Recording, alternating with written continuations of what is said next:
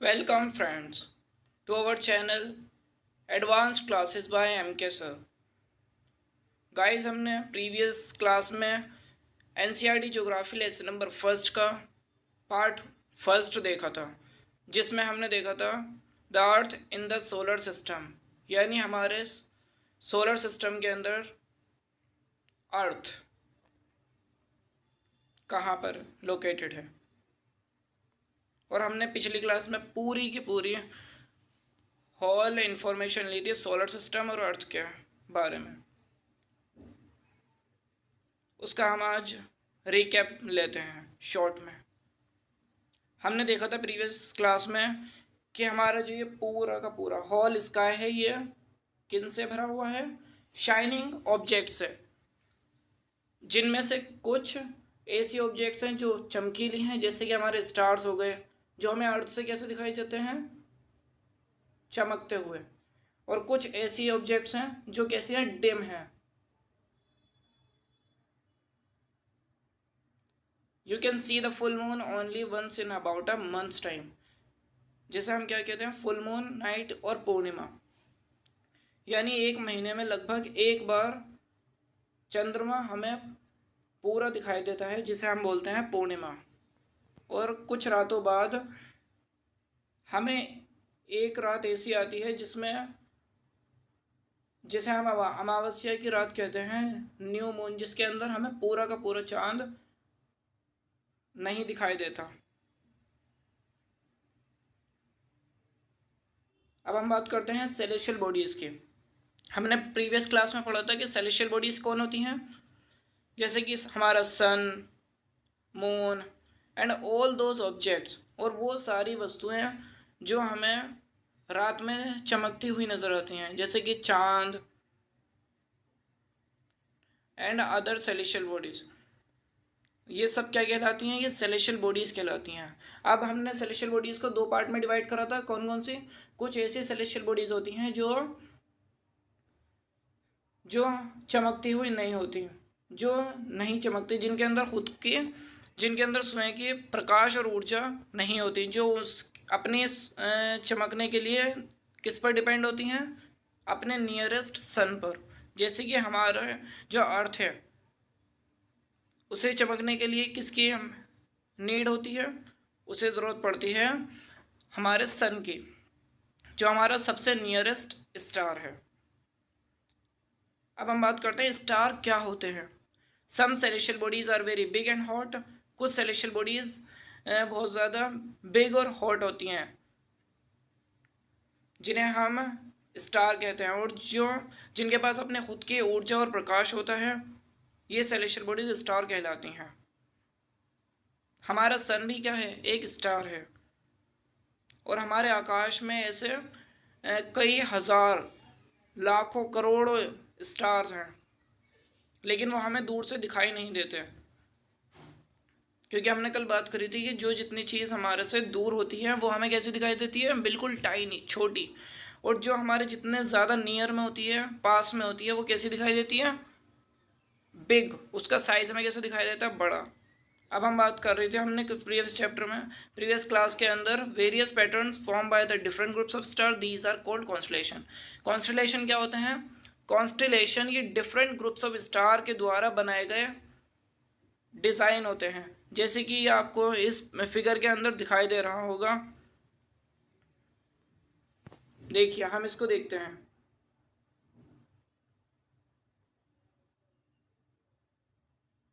जैसे कि ये है, इस फिगर के अंदर हम देख सकते हैं कि ये जो गर्ल है, ये किसे देख रही है? नॉर्थ स्टार को फाइंड आउट करने की कोशिश कर रही है।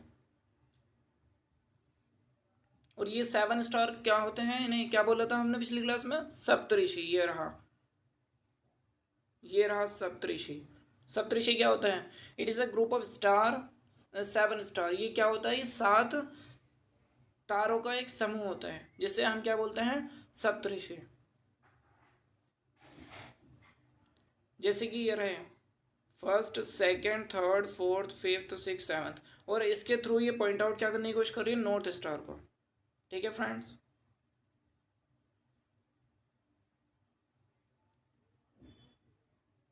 अब हम आगे चलते हैं, इसको हम रफ कर देते हैं। चलिए, कॉन्स्टलेशन क्या होते हैं? Various pattern form by the different groups of star. जैसे अभी हमने बात करी, ये जो 7 स्टार हैं ये क्या है, ये डिफरेंट, ये अलग अलग ग्रुप, मतलब जो तारों के अलग अलग ग्रुप से के द्वारा बनाए गए जो इस वो होते हैं पैटर्न, उसे क्या बोलते हैं हम? कॉन्स्टलेशन। जैसे 7 जो तारों का समूह है, इसने एक ग्रुप वो बनाया है पैटर्न, इसको क्या बोल रहे हैं हम? Saptarishi. It is a group of 7 star, तो ये कॉन्स्टलेशन कहलाते हैं। अब हम कुछ एग्जांपल लेते हैं कॉन्स्टलेशन के, तो वो कुछ बड़े बड़े जो कॉन्स्टलेशन होते हैं वो कौन से होते हैं? फेमस कॉन्स्टलेशन कॉन्स्टलेशन कौन कौन से हैं? एक तो अर्सा मेजर और दूसरा बिग बियर। ये ऐसे ही कॉन्स्टलेशन के एग्जाम्पल हैं। अब हम बात करते हैं नॉर्थ स्टार की, जिसको अभी हमने यहाँ पर देखा था, वो पोल स्टार या नॉर्थ स्टार भी कहते हैं हम इसको। The north star indicates the north direction, it is also called the pole star. इसको क्या बोलते हैं? Pole star. और ये किस डायरेक्शन में होता है? नॉर्थ स्टार में होने की, नॉर्थ डायरेक्शन में होने की वजह से हम इसको क्या बोलते हैं? North star. Okay. It always remains in the same position in the sky, और ये हमेशा एक सेम पोजिशन के अंदर बना रहता है आकाश में, जो कौन सी होती है? North position. ओके, चलो यार अब हम आगे चलते हैं। Some celestial bodies do not have their own heat and light, they are lit by the light of the stars, such bodies are called planets. कुछ ऐसे बॉडीज होती हैं, कुछ ऐसी, अभी हमने बात करी सेलेस्टियल बॉडीज दो तरह की होती हैं। कुछ ऐसी होती हैं जिनके पास अपनी ऊर्जा और लाइट, ऊर्जा और प्रकाश होता है, जिन्हें किसी और पर डिपेंड होने की जरूरत नहीं पड़ती। लेकिन कुछ ऐसे होती हैं जिन्हें अपनी ऊर्जा और प्रकाश के लिए दूसरे स्टार्स पर डिपेंड होने की ज़रूरत पड़ती है, जैसे कि हमारी अर्थ और बाकी अदर प्लैनेट्स। ये सब किससे प्रकाशित होते हैं? ये सब प्रकाशित होते हैं हमारे नियरेस्ट स्टार के द्वारा, जो कौन सा है? सन। फिर हमने बात करी थी कि जो सन है वो भी क्या है? हमारा एक स्टार है, और ये हमारा सबसे नियरेस्ट स्टार है, पास में, सबसे करीब में, इसलिए हमें इतना बड़ा दिखाई देता है। और बाकी सब स्टार हमें छोटे इसलिए दिखाई देते हैं क्योंकि वो हमसे बहुत ज़्यादा दूरी पर लोकेटेड है। चलिए, अब हमने बात करी है मून की। मून क्या होता है? मून का भी हम एक शॉर्ट में इंट्रोडक्शन लेते हैं। मून क्या है? ये हमारी अर्थ की एक सैटेलाइट है, जो नाइट में क्या करती है? हमारी अर्थ को प्रकाशित करती है, रोशनी आती है इससे, ठीक है। और ये हमारे स्काई के अंदर होती है, नेचर ने हमें प्रोवाइड कराई है, नेचुरल सैटेलाइट है। कुछ सैटेलाइट ऐसी होती हैं जो हम खुद बनाते हैं, इसे आर्टिफिशियल सैटेलाइट बोलते हैं। कुछ ऐसी होती हैं जो नेचर ने प्रोवाइड कराए हैं, जैसे कि एक एग्जाम्पल है नेचुरल सैटेलाइट का, कौन? मून। ये अर्थ का कॉम्पेनियन है, यानी अर्थ के साथ साथ राउंड करते हैं, मूव अराउंड करते हैं, चक्कर लगाते हैं। और हमारे ये हमने फिर पढ़ा था नेक्स्ट में, like our earth there are 7 others planet that get heat and light from the sun. कुछ हमारे अर्थ के अलावा कुछ ऐसे प्लैनेट्स भी हैं, मतलब जैसे टोटल हमारे सोलर सिस्टम में कितने प्लैनेट हैं? 8, जिसमें से एक तो हमारा अर्थ है, और बाकी कल हमने बात करी थी 7 प्लैनेट अदर कौन कौन से हैं? Mercury, Venus, Earth, Mars, Jupiter, Saturn, Uranus, Neptune. वो अभी हम इसमें फिगर में देखेंगे, ये रही फिगर। चलिए, अब हम बात करते हैं सोलर सिस्टम के। सोलर सिस्टम जिस जिस टॉपिक पे ये हमारा पूरा चैप्टर बेस्ड है, वो टॉपिक आ चुका है। ये बहुत ज़्यादा इम्पॉर्टेंट है आपके एग्ज़ाम पॉइंट ऑफ व्यू से। इस पे आप इम्पॉर्टेंट मार्क कर लीजिएगा और इससे कॉपी में इसके नोट्स बना लीजिएगा। चलिए, अब हम आगे चलते हैं। इसको हम कर देते हैं रफ, और हम करते हैं आगे रीडिंग। चलिए, सोलर सिस्टम की अब हम डेफिनेशन देखते हैं क्या होती है। सोलर सिस्टम क्या होता है?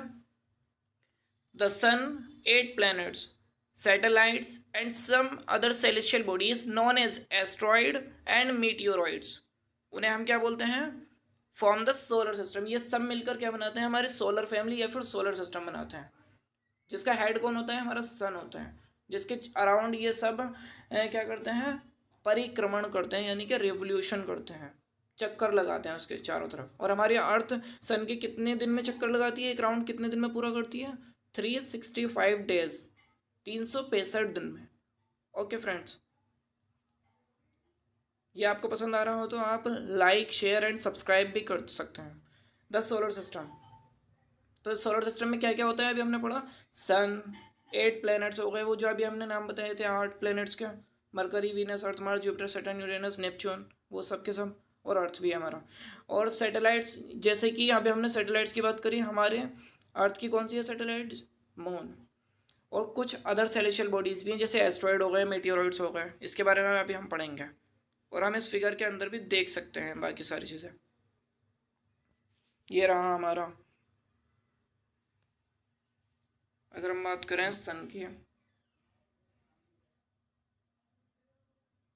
ये रहा वीनस, अर्थ, मार्स। ये देखिए सबसे फर्स्ट है मरकरी, फिर Venus, Earth, Mars, Jupiter, Saturn, Uranus और ये नेपच्यून।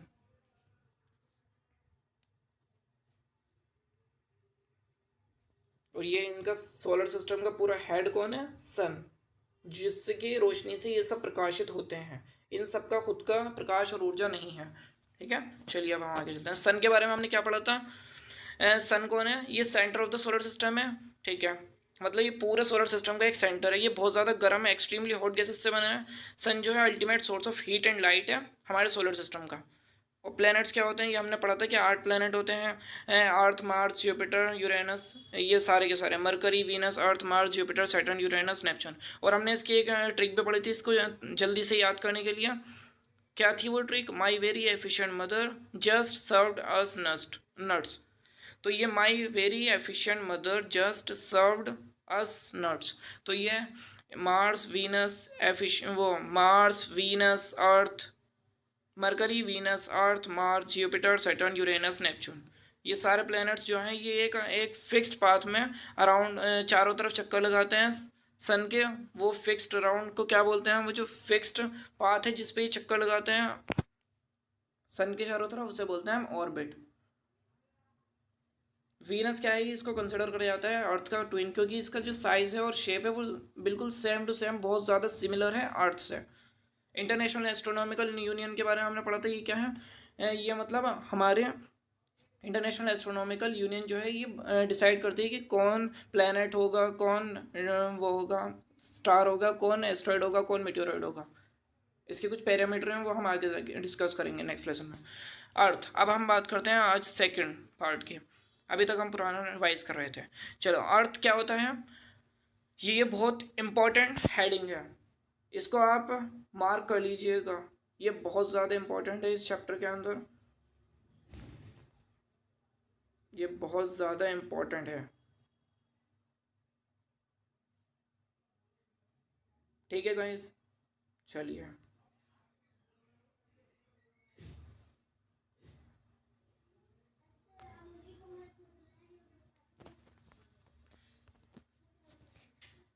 हेलो फ्रेंड्स, अब हम नेक्स्ट हेडिंग की बात करते हैं, the Earth. The earth is the third nearest planet to the sun. Earth जो है वो थर्ड नियरेस्ट प्लैनेट है सन के। ये हमने कल ही बात करी थी कि जो सन है, सन से जो तीसरा नंबर का सबसे करीब में जो ग्रह है वो कौन सा है, अर्थ। जैसे कि हम इस फिगर के अंदर देख सकते हैं, ये हमारा सन है और ये सन के सबसे फर्स्ट नियरेस्ट कौन है, मरकरी, फिर सेकंड है वीनस, थर्ड है अर्थ, ये रहा। ठीक है, चलिए अब हम आगे बात करते हैं। थर्ड नियरेस्ट प्लेनेट है सन के बिल्कुल तीसरा करीब वाला ग्रह है। और अगर हम इसकी साइज़ में बात करें, सारे 8 प्लैनेट्स में अगर हम मैक्सिमम, अगर हम सबसे बड़े से बात करें तो ये 5th लार्जेस्ट प्लैनेट है। 5th लार्जेस्ट साइज़ में मतलब 5वां सबसे बड़ा ग्रह है ये। और ये कैसा है, इसकी शेप बात करते हैं हम अर्थ की, तो वो कैसा है, स्लाइटली फ्लैटेंड, यानी कि ये अपने पोल्स पर, मैं अभी आपको इसमें फिगर बना के दिखाता हूँ इसकी अपने अर्थ की। तो हमारी जो अर्थ है वो कैसी है, वो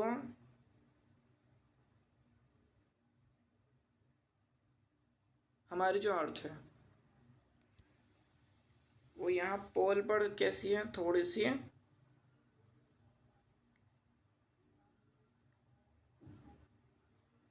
कैसी है, चपटी, यानी ऐसी है ये।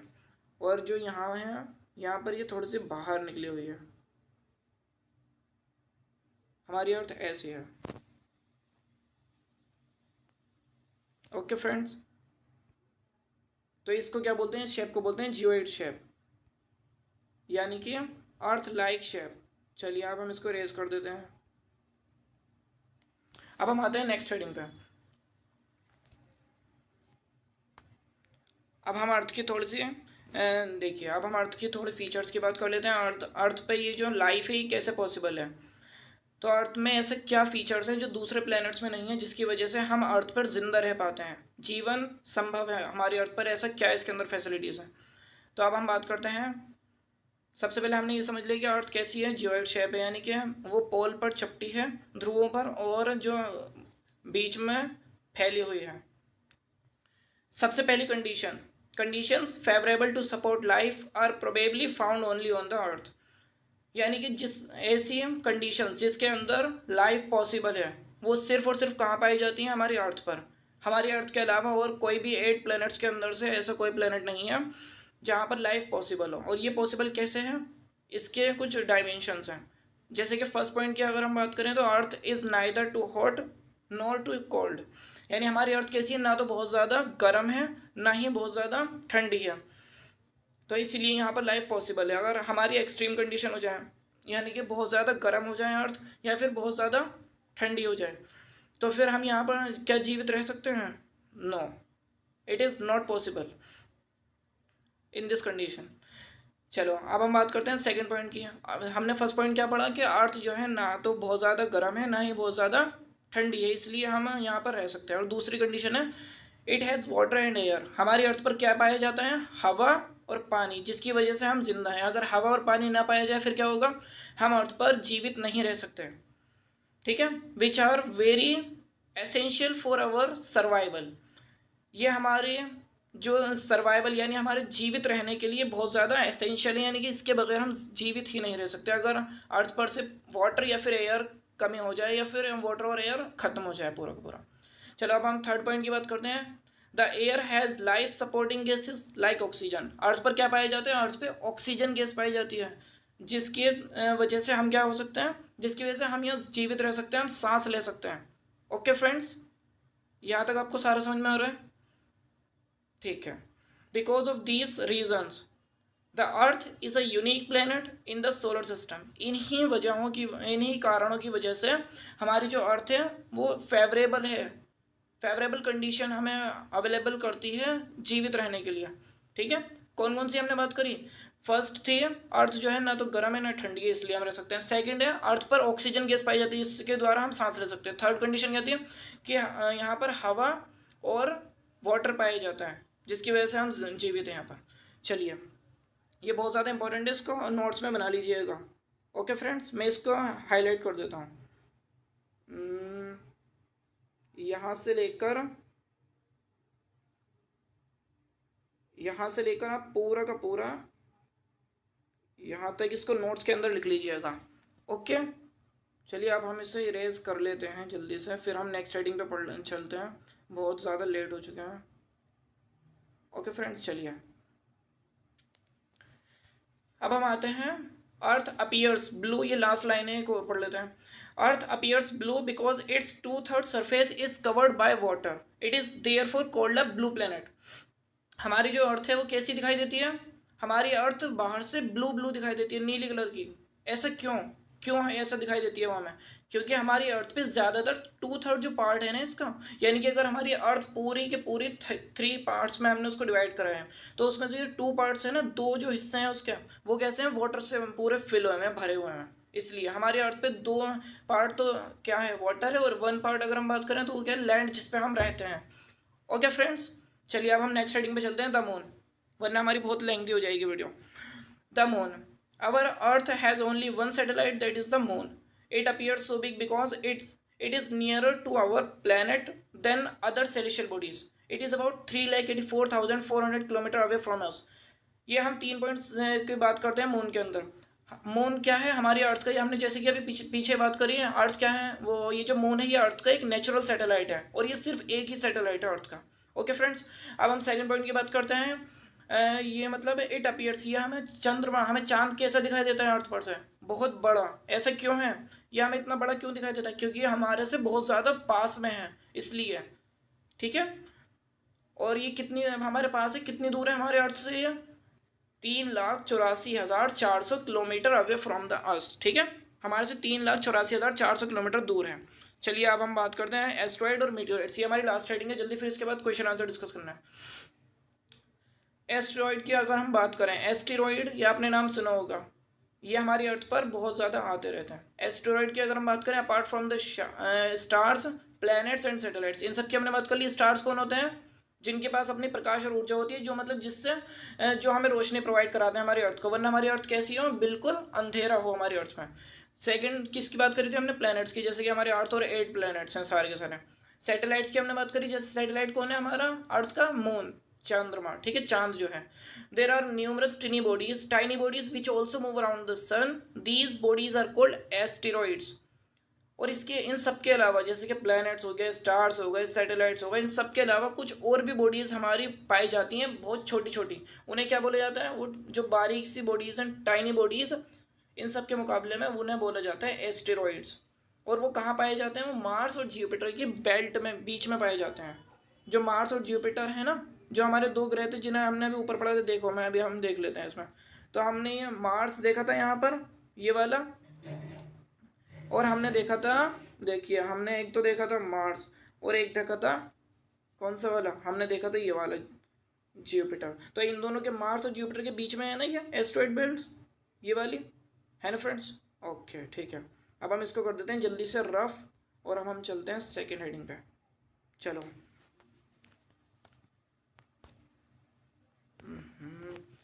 Sorry friends, 1 second.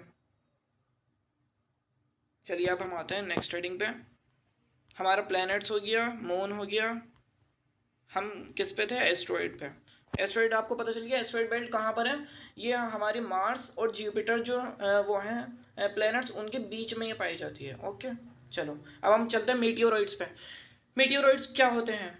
The small pieces of rocks which move around the sun are called meteoroids. Meteoroids होते हैं जो मतलब स्मॉल पीसीज ऑफ रॉक्स, मतलब जब हमारी अर्थ बन रही थी तो उसमें से छोटे छोटे से रॉक के टुकड़े, मतलब जो चट्टानों के टुकड़े टूटकर हवा में ही तैरने लग गए थे, उन्हें क्या बोलते हैं आज हम? मीटियोरॉइड्स। और कभी कभार ये क्या होता है, हमारे जो एटमॉस्फेयर है, हमारे जो पर्यावरण है अर्थ का, उसके अंदर भी ये एंटर हो जाते हैं, और उसके बाद वहाँ ऑक्सीजन गैस होती है, ऑक्सीजन गैस इन्हें जला देती है, ठीक है।